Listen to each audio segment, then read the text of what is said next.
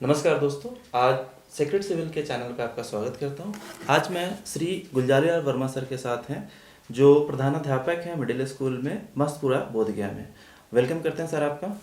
नमस्कार। और श्री सुनील कुमार वर्मा सर के साथ हैं, वो भी प्रधानाध्यापक हैं मिडिल स्कूल में जो तरोबा गुरुआ में आता है। वेलकम करते हैं सर आपका। धन्यवाद आपका।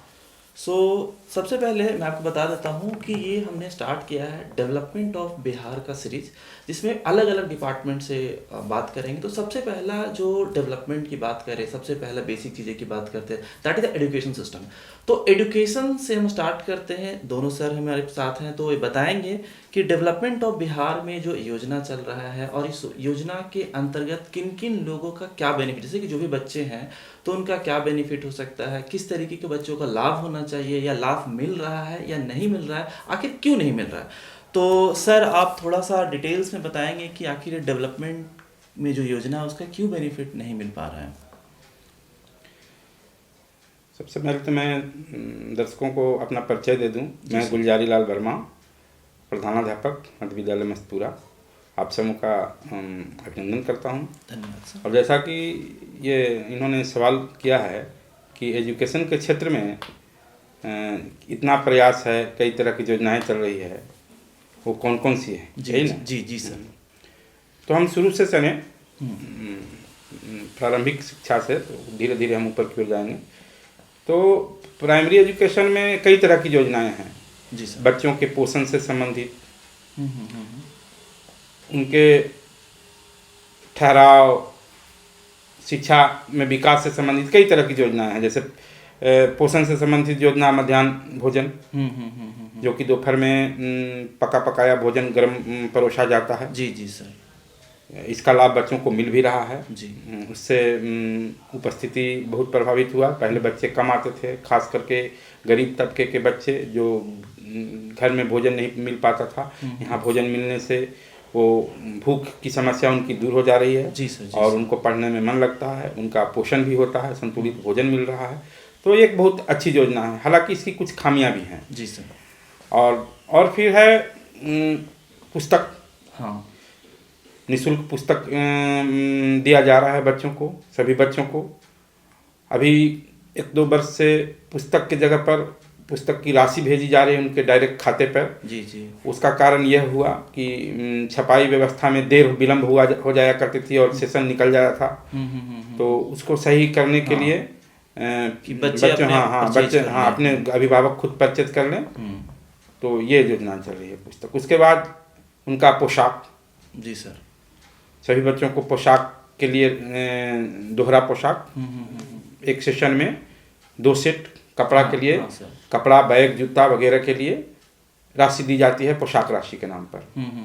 इसका भी लाभ बच्चों को मिलता है। और आजकल, पहले कुछ शिकायतों के बाद, पहले प्रधानाध्यापक या विद्यालय प्रशासन की ओर से बांटा जाता था। जी।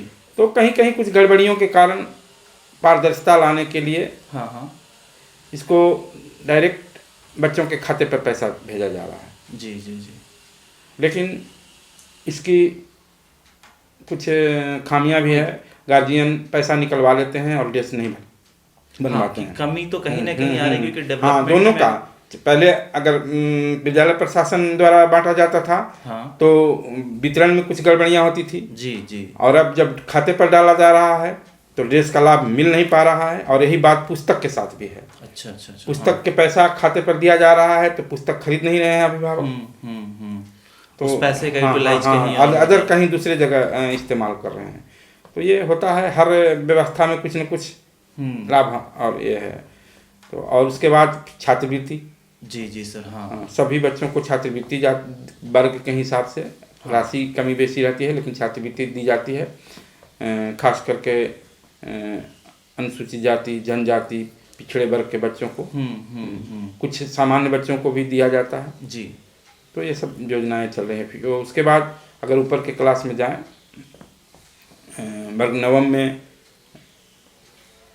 साइकिल दिया जाता है। अच्छा अच्छा। बच्चों को ताकि वो अगर दूर से भी आते तो हैं सर तो स्कूल विद्यालय क्या आ ये सकें। सारे बच्चों को इस तरीके का बेनिफिट मिल पाता है या फिर बीच में कहीं कोई कमियां आ जाती हैं? जैसे कि आपने बताया अभी स्टार्टिंग से कि खाने से लेके उनको पोशाक से लेके पुस्तक से लेके हर चीज़ के बारे में गवर्नमेंट ऑफ बिहार जो है बच्चों के लिए कर रही है। क्या ये चीज़ें मिल पा रही है सर प्रॉपर तरीके से? देखिए, कोई भी योजना चलता है जी। तो ये निर्भर करता है समाज कैसा है।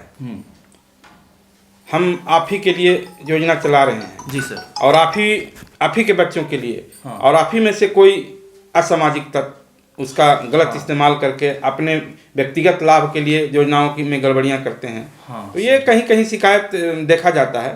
तो ये छोटी मोटी शिकायतों के लेकर इस पूरे योजना को खराब कह देना ये मैं उचित नहीं समझता हूँ। नहीं, योजना तो अच्छी काफ़ी अच्छी हाँ, इम्प्लीमेंट में थोड़ा बहुत कहीं कहीं कमी है, चाहे वो विद्यालय प्रशासन की तरफ से हो या समाज के दबंग व्यक्तियों की तरफ से हो। अच्छा। कहीं कहीं कुछ कुछ होता है क्योंकि अगर देखा जाए कि लैकिंग ऑफ एजुकेशन की बात करते हैं कि बिहार में जो कमी है शिक्षा व्यवस्था में, या फिर हम कह सकते हैं कि जो शिक्षा व्यवस्था में कमी, जैसे ऊंचे वर्ग और नीचे वर्ग की अगर हम बात करते हैं तो ऊंचे वर्ग और नीचे वर्ग में ऊंचे वर्ग के बच्चे काफ़ी अच्छे करते हैं, नीचे वर्ग के बच्चे देखा जा रहा है कि नहीं कर रहे। क्यों नहीं कर पा रहे सर आप कुछ उनके बारे में मतलब बता सकते हैं कि आखिर रीज़न का है? कोई तो ऐसा रीज़न होगा जो कि डेवलपमेंट नहीं हो रहा है उन बच्चों का, और गवर्नमेंट उस पर बार बार प्रयास करे इन चीज़ों को कि उनका स्तर ऊपर हो, उनका स्तर ऊपर हो। सबसे पहले तो हम आपका स्वागत करते हैं। Thank you sir. धन्यवाद देते हैं कि हमें इस लायक आपने समझा। और मेरा परिचय है कि मेरा नाम सुनील कुमार वर्मा है और हम मध्य विद्यालय तरुआ में जी सर प्रधानाध्यापक के पद पर कार्यरत हैं। जी सर। जैसा कि अभी गुलजारिश से अभी काफ़ी हो रहा था, बातचीत हो रहा था, इनका बिल्कुल कहना सही है, लेकिन उसके पहले थोड़ा सा हम और जानना चाहते हैं। जी बिल्कुल सर। कि भारत एक कृषि प्रधान देश है। यहाँ लगभग 70% आबादी गांव में निवास करता है। बिल्कुल सर। और सबसे बड़ा चीज़ है कि गांव में अभी भी शिक्षा की कमी है। और शिक्षा की कमी के चलते गार्जियन अभिभावक अभी भी वर्तमान स्थिति में बेटा और बेटी में फ़र्क समझते हैं। हाँ सर। बेटों को वो कमाऊ समझते हैं कि वो हमको भविष्य में मदद करेगा, हेल्प करेगा।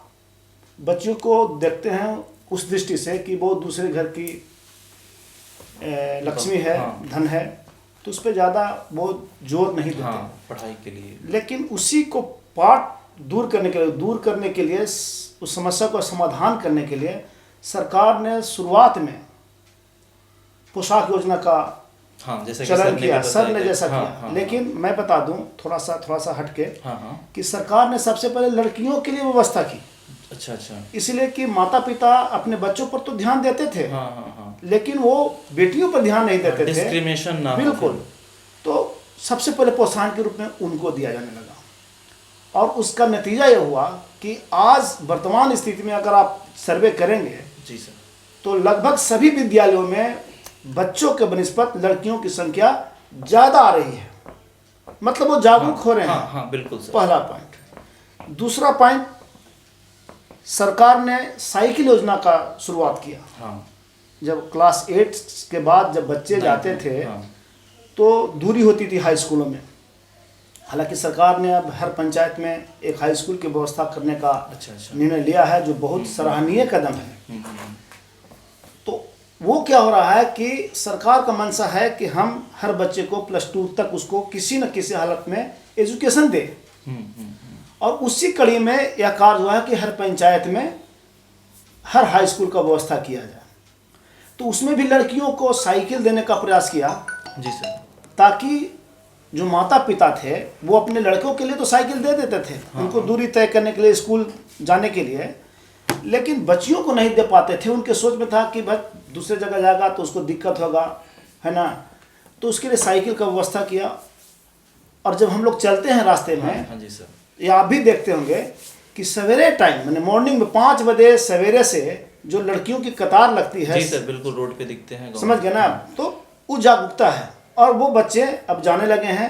और स्थिति ये है कि उसका नतीजा ये हो रहा है कि आजकल मैट्रिक का रिजल्ट आप देखिए, +2 का रिजल्ट देखिए, लड़कों का बनिस्बत लड़कियों का रिजल्ट बेहतर हो रहा है। जी बिल्कुल सही है सर। जहाँ तक मध्याह्न भोजन की बात है, हाँ, सर ने कहा, हाँ, बहुत सा तो लोग इसको गलत व्यवस्था कहते हैं कि बहुत सरकार के द्वारा बहुत खराब व्यवस्था किया गया है, लेकिन मैं आपको बता दूं कि भारत सरकार का सबसे अच्छा कोई निर्णय है तो ये है मिड डे मील। इसलिए कि हमने पहले भी कहा कि 70% जो हमारा जनसंख्या है वो गांव में निवास करता है। बिल्कुल बिल्कुल सर। और उसमें भी हमारे जो सरकारी विद्यालयों में जो बच्चे पढ़ते हैं वो गरीब के बच्चे पढ़ते हैं। हाँ सर, वो तो जिनकी इनकम 1.5 लाख से नीचे होती है। थोड़ा बहुत जिनका आय ज़्यादा है वो कॉन्वेंट की ओर चले जाते हैं, प्राइवेट स्कूलों की तरफ चले जाते हैं। लेकिन प्राइवेट स्कूलों की स्थिति भी बहुत बेहतर नहीं है, वो एक व्यवसाय का रूप ले चुका है। जो लोग समझते नहीं इस चीज़ को, हवा हो गया है। उनका सुंदर ड्रेस, टाई, बैग, उससे लोग समझता है कि वो बहुत ज़्यादा अच्छे क्वालिटी का शिक्षा ग्रहण कर रहे हैं, लेकिन जबकि वैसा कोई बात नहीं है। हमारे यहाँ मिड डे आने से जो गरीब को जो पौष्टिक आहार नहीं मिल पाता था, पोषण का जो व्यवस्था था, जैसा कि सर ने बताया, हाँ, काफ़ी कुछ बताया कि गांव के लोगों को, उन बच्चे बच्चियों को जो शरीर के लिए आवश्यक पोषण है वो नहीं मिल पाता था। उसके लिए सरकार ने प्रत्येक दिन अलग अलग खाने की व्यवस्था की। अच्छा। दूसरी बात ये होता है कि बच्चे का समय का बचत हो जाता है। जैसे हम लोग मध्याह्न में 1 बजे या 1 बजे 12:45 में हम लोग मध्याह्न के लिए छुट्टी दिया करते थे, और उसका टाइम 45 मिनट रहता था। लेकिन उसमें क्या होता है कि जब घर चले जाते हैं बच्चे तो वहाँ से आने में काफ़ी लेट हो जाता था, तो समय पर फिर घंटी नहीं लग पाता था। लेकिन अब बच्चे की 1 घंटा के अंदर, 45 मिनट के अंदर सारे बच्चे मध्याह्न भोजन कर लेते हैं और आराम से फ्रेश होकर के दोबारा जो सीटिंग होता है उसमें वो अपना क्रियाकलाप शुरू करते हैं। तो मध्याह्न भोजन का एक फ़ायदा ये हुआ।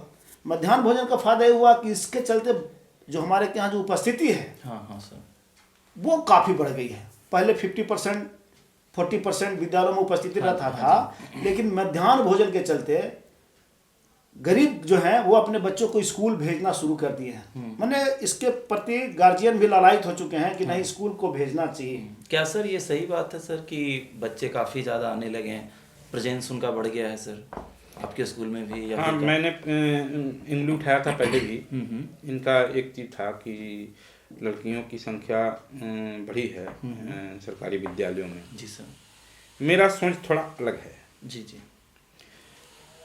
ये प्रोत्साहन के चलते तो लड़के लड़की सब प्रभावित होते हैं और आते हैं, लेकिन लड़कियों की संख्या बढ़ने का कारण ये नहीं है कि प्रोत्साहन दिया जा रहा है, बल्कि हमारा जो सामाजिक व्यवस्था, जैसा कि इन्होंने भी कहा था कि बेटा और बेटी में लोग फर्क समझते हैं। उसमें आपने बताया था कि तो समाज के जो लोग हैं वो अपने बेटे को तो कॉन्वेंट में पढ़ाते हैं और बेटियों को भेज देते हैं सरकारी स्कूल में। तो अधिकांश बेटियां हमारे यहाँ रहती हैं और बेटे रहते हैं ये निजी स्कूल में, और रेशियो में फ़र्क रहने का ये सबसे बड़ा कारण है लड़के और लड़की में। आज कोई भी सरकारी स्कूल में चले जाइए तो वहाँ लड़कियों की संख्या अधिक है, और इसका कारण वही है, बेटी को अपना नहीं समझना, उसको जैसे किसी तरह से पार लगा देना, किसी तरह से पढ़ाई और अपने जिसको वो समझते हैं कि मेरा है और हमको आगे भविष्य में काम देगा, जैसा कि सर ने बताया, उसके लिए वो अपने आमदनी का ज़्यादा हिस्सा उसके लिए निकालते हैं और इसका किसी तरह से पार लगाते हैं। ये है, इसके बाद ये वजह है लड़कियों की संख्या अधिक होने का एक बहुत बड़ा। हाँ, और आपने अभी क्या सवाल लगा था? थोड़ा सा हम और इस पर चर्चा कर लूँ, उसके बाद अगला क्वेश्चन पर आएंगे। फिर इन्होंने पोशाक राशि और छात्रवृत्ति राशि की जिक्र किया। इन्होंने कहा कि पहले हम लोग खुद पैसा निकाल करके बैंक से देते थे। ठीक है, कुछ लोग गड़बड़ी भी मैंने किया करते होंगे या कर रहे हैं या करते थे, लेकिन उससे सबसे ज़्यादा उसमें कारण था कि हम लोग बैंक से पैसा निकाल कर आते थे, वो बहुत बड़ा रिस्क होता था। जैसे मान लीजिए कि हम लोग उन बच्चों को देने के लिए 5 लाख 6 लाख रुपया निकाल के बैंक से चले, हमको कोई सुरक्षा मिलती नहीं थी। जी सर। और बीच में लूटपाट हो जाता था, और जब लूटपाट होता था तो सारा का सारा एक्शन हेडमास्टर या उन शिक्षकों पर हो जाता था जो बैंक से निकासी करके आ रहे थे। सर बिल्कुल सही है। तो मैसेज हो सकता है कि सरकार के पास गया होगा और उन्होंने सोचा होगा कि इससे थोड़ा सा परेशानी शिक्षकों को भी है और बच्चों को भी जो लाभ मिलना चाहिए था वो पूर्ण रूपेण नहीं मिल पाता। इसके चलते उन्होंने डीबीटी का व्यवस्था करवाया। जो कि बिल्कुल बहुत अच्छा व्यवस्था है और बहुत आसानी के साथ आराम से सरकार एक बार में पूरे विद्यालय के बच्चों की राशि उसके खाते में चली जाती है। लेकिन यहाँ पे एक व्यवस्था किया उन्होंने 75% उपस्थिति। हाँ जी सर। उसके चलते भी विद्यालयों में बच्चों की संख्या बढ़ी है। मैंडेटरी हो मतलब बढ़ने लगी। हाँ, गार्जियन को हम लोग समझाते हैं कि देखिए बच्चों को विद्यालय भेजिए, आने से तो बेनिफिट होगा, एक दिन क्लास छूटेगा तो उसका बहुत बड़ा क्षति होने वाला ही तो है ही, आपको आर्थिक भी क्षति होगा। तो उसके चलते बच्चे विद्यालय आते हैं और गार्जियन लालायित होकर के अपने बच्चों के स्कूल भेजते हैं, उससे प्रेरणा मिलती है। और यही कारण है कि विद्यालयों में बच्चों की उपस्थिति काफी हद तक बढ़ी है। जी सर, जी सर, बिल्कुल। दूसरा बात हुआ कि इसमें घोटाला का सवाल नहीं आता, किसी को कोई शिकवा शिकायत नहीं था। पहले क्या होता था कि हम लोग बांटते थे, अगर 75% अगर उपस्थिति नहीं है, कुछ दिन कमा हुआ है, लेकिन गार्जियन का कहना था कि मेरा बच्चा रोज आता है, आप हाजिर नहीं बनाते हैं। ये परेशानी थी सभी शिक्षकों को, अरे बहुत बड़ा परेशानी था, जिसके चलते टीचरों और अभिभावकों के बीच तू में होता था जी। अब हम लोग उससे भी अब दूर हो गए हैं। लेकिन समस्या क्या हो गई है कि डीपीटी करने के लिए हम लोग जो है कि कंप्यूटर की जानकार है नहीं। हाँ सर, ये बहुत बड़ा इशू है थोड़ा। और दूसरा कंप्यूटर की व्यवस्था भी नहीं है। तो हम सरकार से ये मांग करना चाहते हैं कि हर विद्यालय में कम से कम जो मिडिल स्कूल हो या सीआरसी स्तर पर एक डाटा एंट्री कंप्यूटर ऑपरेटर की व्यवस्था होनी चाहिए, ताकि उसका सिर्फ काम एंट्री करना रह जाए, ताकि हम लोग को जो शैक्षणिक कार्य है जिसमें गुणवत्तापूर्ण शिक्षा हम लोग दिलवा सकते हैं। हाँ हाँ बिल्कुल सर, इससे एफिशिएंसी बढ़ जाएगा। और होता क्या है कि इस कार्य के लिए हमको कैफे में जाना पड़ता है, तो विद्यालय से जाकर के वहां बैठ करके काम कराना पड़ता है, और नतीजा होता है कि कैफे वाले तो जो आप एक बार में लिखवा दिया, वो सही ढंग से लिख रहा है कि गलत लिखा रहा है, खाता नंबर सही गया कि नहीं गया, उसमें बहुत परेशानियां होती हैं। उसके बाद हम लोग प्रिंट आउट करके आते हैं, फिर मिलान करते हैं, फिर दोबारा जाना पड़ता है। तो इस तरह से काफ़ी हम लोग को बहुत मजबूरी, मतलब बहुत ज़्यादा दिक्कत हो रहा है। तो अगर डाटा एंट्री ऑपरेटर का व्यवस्था हर सीआरसी लेवल पर हो जाए, इसलिए कि हर सीआरसी में 10 से 12 स्कूल होते हैं, और उनका काम ही सिर्फ वही रहेगा। बिल्कुल समझ गए? जैसी नामांकन हो, हर हेडमास्टर का कर्तव्य बनता है कि वो लिस्ट बनाए और उस डाटा एंट्री ऑपरेटर को दे दें, समझ गए, ताकि वो उसको समेकन कर सके, चीजें में गलती ना होगा, और मतलब जहां जिस चीजों को जाना है वहीं तक वो पहुंच पाएगा इजीली। और कभी क्योंकि मिस चीजें तो होती होगी ना, कि एक बच्चे का नाम अगर सपोज दैट गलत हो गया, एक भी मिस्टेक हो गया, तो ऑब्वियस सी बात है उसके खाते में फिर पैसे नहीं जा पाएंगे, कि बैंक ट्रांसफर तो पॉसिबल ही नहीं हो पाएगा थोड़ा सा मिस्टेक से। तो उस मिस्टेक से बचा जा सकता है। फिर जो अगला कड़ी है वो हम लोग के विद्यालयों में, जो हम लोग पढ़ा करते थे सरकारी विद्यालयों में, हम लोग भी दोनों व्यक्ति सरकारी स्कूल के ही प्रोडक्ट हैं, उसमें खेल वगैरह की व्यवस्था नहीं था। लेकिन आज हम लोग हर विद्यालय में, मिडिल स्कूल जितने भी हैं, लगभग सब जगह खेल का व्यवस्था है। बच्चे जिस खेल की ओर बने रुचि रखते हों, उसको हम लोग प्रोत्साहित करते हैं। जी सर, और उसका ये तो बहुत अच्छी बात, मतलब मैंने रिजल्ट भी आ रहा है कि कुछ बच्चे स्टेट लेवल पर भी जा रहे हैं। और गरीब के बच्चा के जहाँ तक बात है, एक तो जानते हैं कि उसके गार्जियन बिल्कुल अनपढ़ होते हैं, पैसा नहीं होता है। सरकार का एक योजना है जो मेरे विद्यालय में है, कस्तूरबा गांधी विद्यालय, हम उससे भी ताल्लुकात रखते हैं। और मैं आपको बता दूं कि मेरे विद्यालय में वैसे लड़कियां का पहले एडमिशन होता था जो बिल्कुल वही वंचित थे, जो बिल्कुल नाम उनको 5वां के बाद कभी मैंने स्कूल देखा ही नहीं। अच्छा। तो सर्वे करके हम लोग जाते थे, मैंने वहाँ के जो वार्डन हैं, वहाँ की शिक्षिकाएँ हैं, वो गांव-गांव जाती थी और उस टाइप के बच्चे को विद्यालयों में लाती थी कस्तूरबा गांधी में, और वो कस्तूरबा गांधी हमारे मिडिल स्कूल से टैग होता था। मैं बताऊँ, आज के 3 साल पहले एक पूजा नाम की लड़की थी जो ऑल इंडिया रैंक में, स्टेट की बात हम नहीं कर रहे हैं, ऑल इंडिया रैंक में कराटे में उनको 3रा स्थान मिला, जो बिल्कुल लकड़ी चुनने वाला की बच्चा था। तो कुछ योजनाएं हैं, अच्छी, काफी अच्छी। निर्भर करता है वहाँ का स्टाफ पे, वहाँ के प्रधानाध्यापक पे, वहाँ के वार्डन पे, और उसके बाद निर्भर करता है गांव के अभिभावकों का। अगर गांव के अभिभावक के साथ अगर आपका तालमेल अच्छा है, जी, टीचर आपके अगर मदद करने वाले हैं, रेगुलर टाइम के अनुसार काम करने वाला, बिल्कुल, अगर एक परिवार की तरह अगर हम विद्यालय को रखते हैं, तो निश्चित तौर से वो विद्यालय अच्छा कर रहा है। अभी भी बहुत कॉन्वेंट स्कूल से बहुत अच्छे से स्कूल है। तो सरकार की योजना तो मैंने बहुत अच्छा है। सर आप कुछ बोल रहे थे थोड़ी देर पहले।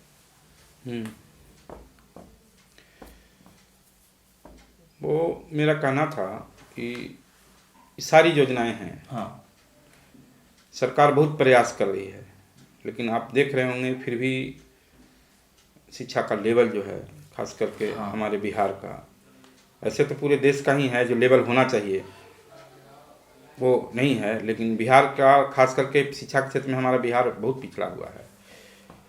तो इनमें से सबसे बड़ा एक कारण है कि समान स्कूलिंग व्यवस्था नहीं है यहाँ। हाँ सरकार कई तरह की योजनाएं, मेरा कहना है कि कोई योजना मत चलाइए, जितने भी जो अनुदान वाली योजना है, लाभ वाली योजना, सब बंद करके सिर्फ आप एक काम कीजिए, वो सभी बच्चों के लिए, समाज के सभी बच्चों के लिए एक तरह का अच्छा सुव्यवस्थित विद्यालय की व्यवस्था कीजिए। पहले समाज के सभी वर्ग के बच्चे एक जगह पढ़ते थे, वो थे एकमात्र स्कूल होता था सरकारी विद्यालय। जी जी सर। समाज के प्रतिष्ठित लोग के भी बच्चे वहीं पढ़ते थे, तो जो पढ़ाने वाले होते थे, जो प्रशासनिक लोग होते थे, सब पर दबाव रहता था कि स्कूल ठीक ढंग से चले, अच्छे तरीके से शिक्षक अच्छे हों, शिक्षण कार्य अच्छे ढंग से करें, नहीं करने पर उन लोग देखते रहते थे, उन पर दबाव बनाते थे। आज है कि जो दबाव बना सकते हैं उनके बच्चे स्कूल में है ही नहीं, सरकारी स्कूल में उनके बच्चे कॉन्वेंट में पढ़ते हैं। यहाँ है कौन? सिर्फ गरीब मजदूर वर्ग का बच्चा, जिसका समाज पर कोई प्रभाव नहीं है और न उसको समय है उसके पास देखने का भी एक दिन कि जाकर के विद्यालय में देखे कि पढ़ाई भी हो रही है कि नहीं हो रही। सही बात है सर। यही कारण है कि लेवल जो है से गिरा है। और दूसरा ये है कि जो शिक्षक बहाली की जो प्रोसेस है, खास करके पिछले 15-20 वर्षों में जो किया गया, जिसमें शिक्षकों का लेवल, मेरा कहना है कि आप एक सिपाही, एक प्यून या कुछ भी बहाल करते हैं तो कंपटीशन से बहाल करते हैं, और टीचर की डिग्री देख करके आप बहाल किए हैं पिछले कई। हाँ सर, उससे तो ऑब्वियस सी बात है। उससे वो 3-4 पीढ़ी शिक्षकों का जो आया, उसने हमारा मान सम्मान, हमारे लेवल को एकदम से ध्वस्त कर दिया। क्योंकि डेवलपमेंट का अब बताइए, एक मुखिया जी बहाल करते हैं शिक्षक को, 2-3 पिछले, जिनका अपना आप मुखिया तो चुना हुआ है, कोई भी ठेपा बोर भी मुखिया चुना सकता है, जिसको खुद ही पता नहीं है कि शिक्षक कैसा होना चाहिए, जिसको राजनीति से सिर्फ मतलब है। पॉलिटिशियन कोई बहाली करेगा तो पॉलिटिक्स करेगा ही, उसको तो वो देखेगा कि मेरा ही वोटर है कि नहीं, इससे कितना मेरा वोट प्रभावित हो रहा है, और वैसे लोगों को बहाल करेगा, अपने लोगों को बहाल करेगा जिसको पढ़ाने से मतलब रहे या नहीं रहे। रिक्रूटमेंट प्रोसेस थोड़ा अच्छा होना चाहिए। हाँ बिल्कुल होना चाहिए। हाँ अब सुधरा है, अब जो है से टेट लेकर के कर रहे हैं, यही चीज होना चाहिए। तो बीच में जो गैपिंग हुआ, जो लोग आ गए, अब ऑब्वियस सी बात है, जो अभी जब तक वो जितना दिन रहेंगे लेवल तो तब। सर तो कुछ वैसा सॉल्यूशन तो हो सकते हैं कि जो आ गए हैं तो उनके साथ कुछ वैसा टेस्ट, कुछ एग्जाम, कुछ वैसा करना चाहिए था, लेकिन संख्या इतनी है कि फिर वही वोट वाली बात आ जाती है। सरकार की इच्छा शक्ति उतना नहीं है, वो कड़ा कदम नहीं उठा सकती है कि वो परीक्षा लेकर के बाकी को छटनी कर दे। और छटनी ये काम शुरू में ही होना चाहिए था। आप किसी को भी 12 बरस 15 बरस सेवा में रखने के बाद छटनी कर देंगे, बेचारे कहाँ जाएंगे? हाँ ये तो बिल्कुल, इस मामले में सरकार पूरी तरह से दोषी है। जी सर, बिल्कुल सही बोला आपने। सर से थोड़ा सा असहमत हैं कि सरकार का मंशा ऐसा कुछ नहीं था। आप याद कीजिए, आज से 30 साल पहले, 40 साल पहले हाई स्कूल में कमेटी का स्कूल चला करता था। जी सर। और नियुक्ति लोकल व्यवस्था होती थी। हाँ। लेकिन उस समय ईमानदारी पूर्वक उनका नियुक्ति किया जाता था।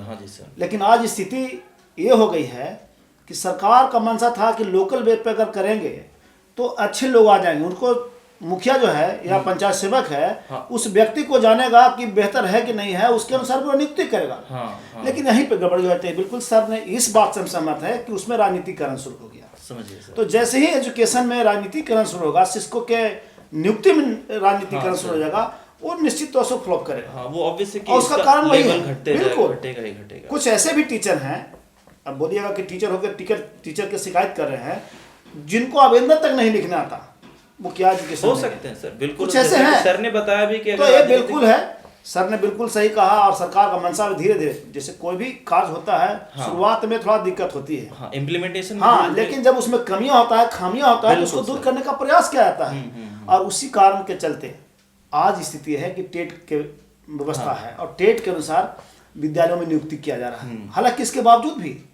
आप यकीन नहीं करेंगे कि जो पहला बार टेट का परीक्षा हुआ था, जिसमें रिजल्ट 1 to 5 में 5,000 मतलब 75,000 का ही रिजल्ट आया था, लेकिन नियुक्ति आजकल 1.25 लाख हो गया। कहाँ से हो गया?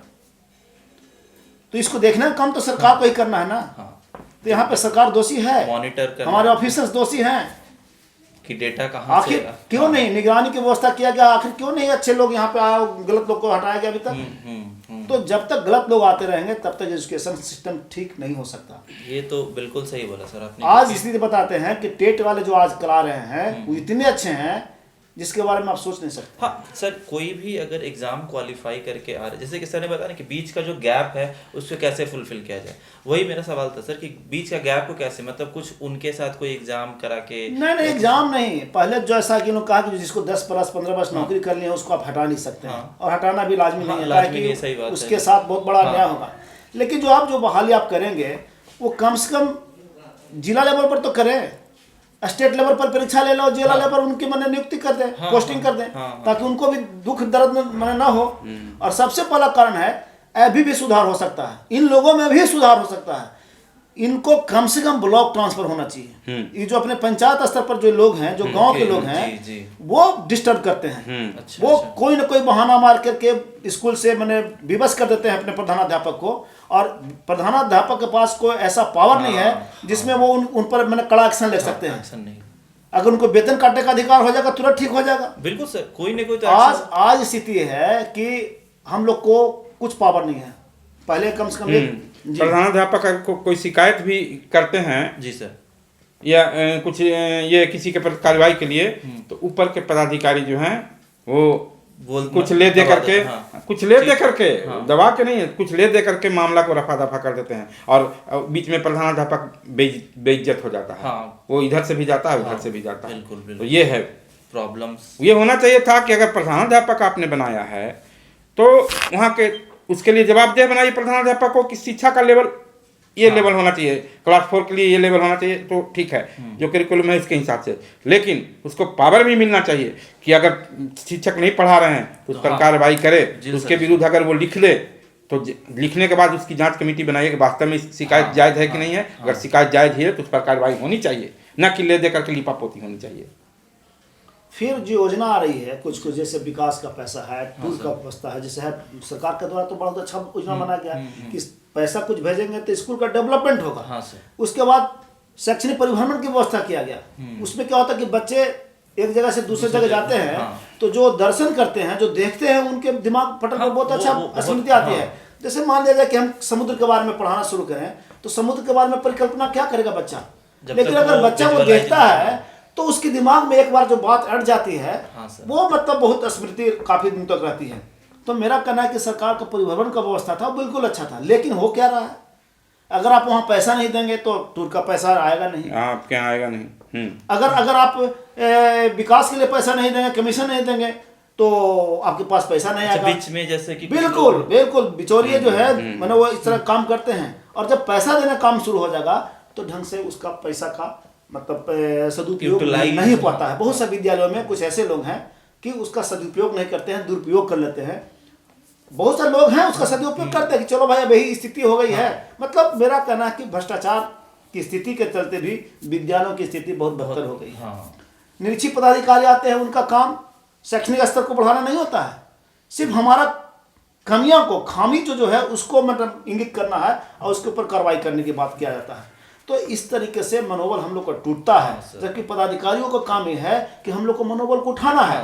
प्रधानाध्यापक का काम है कि अपने शिक्षकों का मनोबल को उठाना है, उसके सुख और दुख में आपको सहयोग करना है, तभी बेहतर तरीके से मैंने काम हो पाएगा।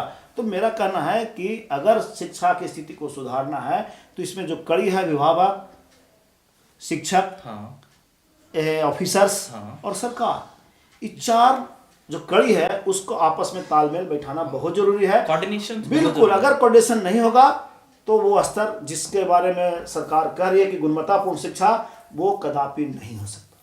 लाख कोशिश के बाद भी मेरा कहना है कि ट्रांसफर कराया जाए, बहाली की प्रक्रिया है वो बिहार लेवल पर उसका परीक्षा लिया जाए और पोस्टिंग डिस्ट्रिक्ट लेवल पर हो। जिसका घर जहाँ है अपने कम से कम प्रमंडल के अनुसार उससे ऑप्शन माना जाए कि किस किस डिस्ट्रिक्ट में आप जा सकते हैं, उसके अनुसार ईमानदारी पूर्वक उसकी पोस्टिंग किया जाए, तभी बेहतर स्थिति हो सकती है। और हम आपको दावे के साथ कह सकते हैं कि ऐसे बहुत से लोग हैं जो बेहतर करना चाहते हैं, लेकिन परिस्थिति बस हम लोग उसको सही तरीके से नहीं कर पाते हैं। जी जी जी जी, बिल्कुल सही आपने बोला है कि बहुत सारे लोग हैं जो चाहते हैं कि डेवलपमेंट हो लेकिन हो नहीं पा रहा है। इसके पीछे रीज़न है कि जैसे कि ऊपर के कुछ लोग हो गए हैं, जैसे कि सर ने बताया था कुछ दबंग लोग, तब वो चेक पर दस्तखत करेगा। ऐसे बहुत सा शिक्षक भी है जो निस्वार्थ भाव से भी करते हैं। दोनों तरह के लोग हैं, जो पढ़े लिखे हैं, जो समझदार हैं, या जिस गांव की स्थिति थोड़ा सा लेवल अच्छा है वहाँ इस तरह का प्रॉब्लम नहीं होता है, लेकिन जहाँ पे अशिक्षा है वहाँ पे थोड़ा सा। दो बात मैं और कहना चाहता हूँ। जी सर। शिक्षकों के साथ दो चीज़ होना चाहिए। एक तो वेतन का सा समय भुगतान, हम लोग का अक्सर ध्यान अपने वेतन पर रहता है, पता नहीं अगले माह में समय पर वेतन मिलेगा कि नहीं। हम एजुकेशन लोन लिए हुए हैं, हम होम लोन लिए हुए हैं, बच्चे की पढ़ाई है, ये सब टेंशन वहाँ रहता है। तो शिक्षक जब तनाव में रहेगा तो क्या वो सही शिक्षा दे पाएगा? सर 100% एफिशिएंसी के लिए तो जरूरी है कि उसको स्ट्रेस फ्री होना चाहिए, अच्छे से काम एक मात्र वेतन आपको आप दूसरे इस माह का वेतन अगले माह के पहले सप्ताह में दे दें, ऐसा कोई व्यवस्था हो। और दूसरी बात कि क्या मैं भूल गया, हाँ, शिक्षकों को सिर्फ और सिर्फ शिक्षण कार्य के लिए रहने दिया जाए। हाँ। जैसे आप शिक्षक बहाल करते हैं, जिस पैसे में आप एक शिक्षक बहाल कर रहे हैं, एक स्कूल में 9 को 10 को शिक्षक बहाल कर रहे हैं, आप एक और स्टाफ बहाल कर दें जो शिक्षक नहीं रहेगा, जिसका काम चाहे तो एडमिनिस्ट्रेटर रख दें या जो भी रखें, जो भी आप एक पोस्ट क्रिएट करें मिडिल स्कूल, हाँ, मिडिल स्कूल के स्तर पर, तो वो उसका काम बाकी सारी व्यवस्था देखना रहेगा। और जो हेडमास्टर हैं और जो शिक्षक हैं वो उनको फ्री कर दीजिए एकदम शैक्षणिक कार्य के लिए, क्योंकि आधा ध्यान प्रधानाध्यापक का दूसरे कार्यों पर रहता है, वो इन्वॉल्व रहते हैं। जब घर का मालिक जिसको देखना है कि हमारे शिक्षक पढ़ा रहे हैं कि नहीं, हमारे बच्चे पढ़ पा रहे हैं कि नहीं, तो उनको समय ही नहीं मिल रहा है वो देखने के लिए, तो व्यवस्था तो गड़बड़ाएगी, स्वाभाविक है।